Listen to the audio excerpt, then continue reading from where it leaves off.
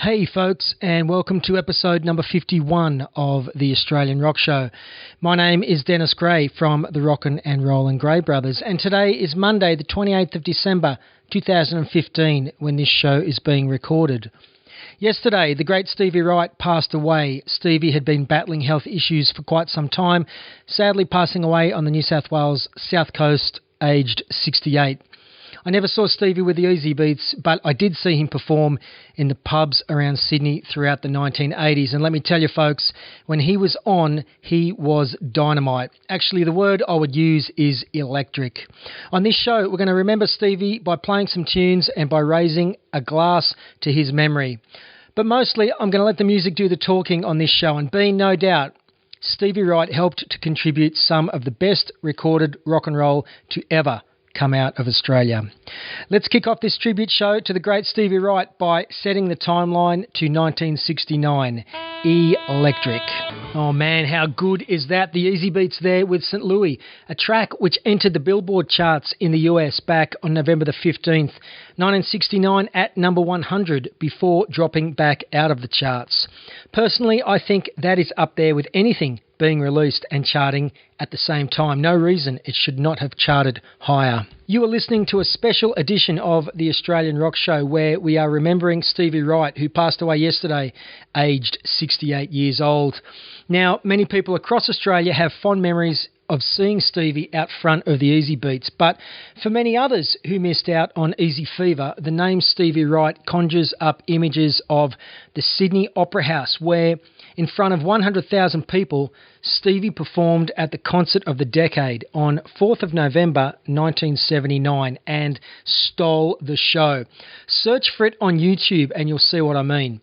The drummer in Stevie's backing band that day was Mr. Ray Arnott, whose extensive career in Australian rock and roll was covered on episode number 30 when my brother interviewed Ray. If you have not heard that interview, I encourage you to do so because it is very, very informative. Actually, from that interview, let's hear Ray talking about performing with Stevie at the Concert of the Decade show back in 1979. Now, Ray Arnott may not be a name that's overly familiar to many, yet many people would certainly be aware of the bands you've played in. Spectrum, Company Cane, Mighty Kong, Stints and the Dingoes, and famously Cold Chisel. Also Flash in the Pan, Cheetah, Jimmy Barnes, and your own band, the Ray Arnott Group, for many years. So, a long time, isn't it? 50 years in rock and roll. It's been quite a rock and roll resume that you have. When you look back at that time, mate, what memories stand out as the fondest for you? There's an awful lot that stand out, but the one that I think comes to mind more than anything else is the Stevie Wright show at the Opera House. The Rocktober thing, yeah? Yeah, the Rocktober show. For me, it was sort of very, very special because it was with some great artists and great acts and involved with great people, and it was, as a lot of people talk about the Alberts family thing. There was so much love on the stage, and everybody wanted Stevie to sort of kick a goal, and he certainly did. Stevie Wright there live, Evie Parts 1, 2 and 3 from the 2SM Concert of the Decade at the Sydney Opera House, 4th of November 1979. Again, search for that video online. Me talking about Stevie's performance that day does not do it justice. You need to see it. Some of the biggest names in Australian music performed on that day. Hush, Sherbet, Marsha Hines, Black Feather, Old 55, Dragon, Jim Keys, TMG, Mike Rudd, Richard Clapton, Doug Parkinson, Split Enz, John English, Russell Morris, Stars, Kevin Borich, Skyhooks, and in my opinion, and in the opinion of many, Stevie Wright stole the show on that day. Before I know it, I'm losing you. Now, I can recall being at what was billed as Stevie's final show at the Coogee Bay Hotel, 4th of April 1992, and when he sung those lyrics contained in Evie, some people were crying. Yesterday, the world did lose Stevie Wright, who passed away aged 68, and on this special episode of the Australian Rock Show, we are remembering and celebrating the great rock and roll which Stevie left us. Now, a mate of mine who goes by the name of the Gig Lizard and who, like my brother and I, saw Stevie a lot during the 80s is always good for a rock and roll memory or two. I caught up with the Gig Lizard earlier today. Gig Lizard, welcome to the Australian Rock Show. It's good to be here. Mate, it's a shame we are not chatting under happier circumstances. Little Stevie exiting at 68 years old. It is, yeah. It's sad. It's sad, but I suppose inevitable, and I suppose it's good for him that he lasted as long as he did. Well, actually, the Sydney Morning Herald had a headline which was perplexing today. It said something like, "Are hard-living rockers like Stevie Wright destined to die young?" Which is ridiculous because Stevie survived into his late 60s despite obviously living the rock and roll life and then some. Yeah, well, considering he lived in poverty and ill health for decades, he did well getting to 68. Agreed. No, I thought I'd get you on the show today. I've heard a lot of people today on commercial radio talking about Stevie and the Easybeats, and I doubt many of them would have seen him live in the 80s or even been aware of his plight in recent years. I was only lamenting on our last show that a song like Evie or Black Eyed Bruiser should be played more on commercial radio, and today I am hearing Evie, but it should not take the passing of a great musician for that to occur, in my opinion. Yeah, well, very true. Very true. They're classic tunes, and they were AM favourites back in 74, 75, but, you know, it's all pretty selective now. Oh, yeah, and I know that you have some special memories of seeing Stevie in the Sydney pubs throughout the 80s. Do any particular gigs stand out?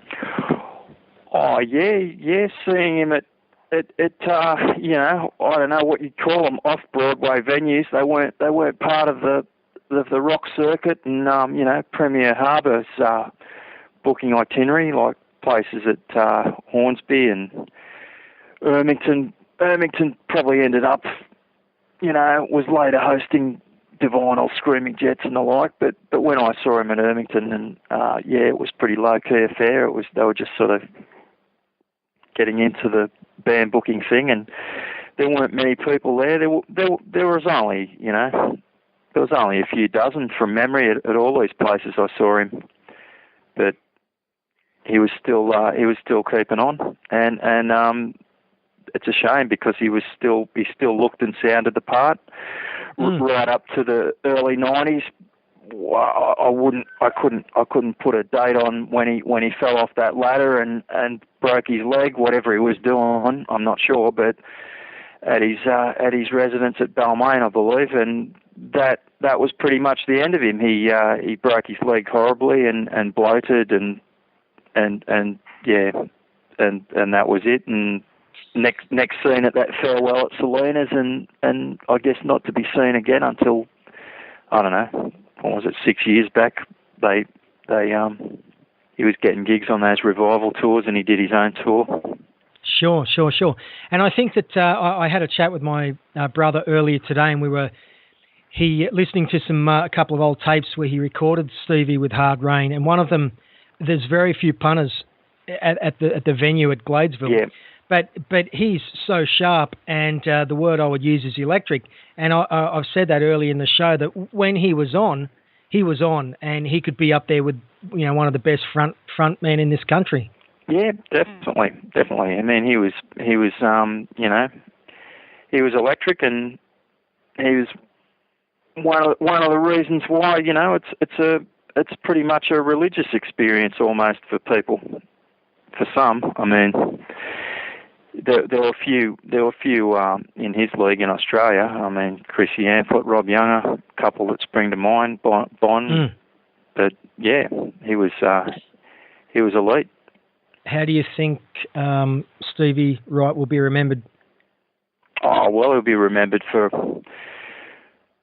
the wrong reasons, I suppose, by many. But I mean, he could be accused of being the architect of his own misery, and people would point out that he burned a lot of bridges. But you know, when you're 16 and 17 years old and you're a rock and roll superstar in this country, at least, you know, there were no peers, there were no role models. He was sort of, you know, was all new, and from there he wasn't from the straight world. He could never really adapt to being an office gopher boy or running a cash register. It was hard for him, impossible. And he was a casualty, but he should be remembered for the music and for the performance he always put on.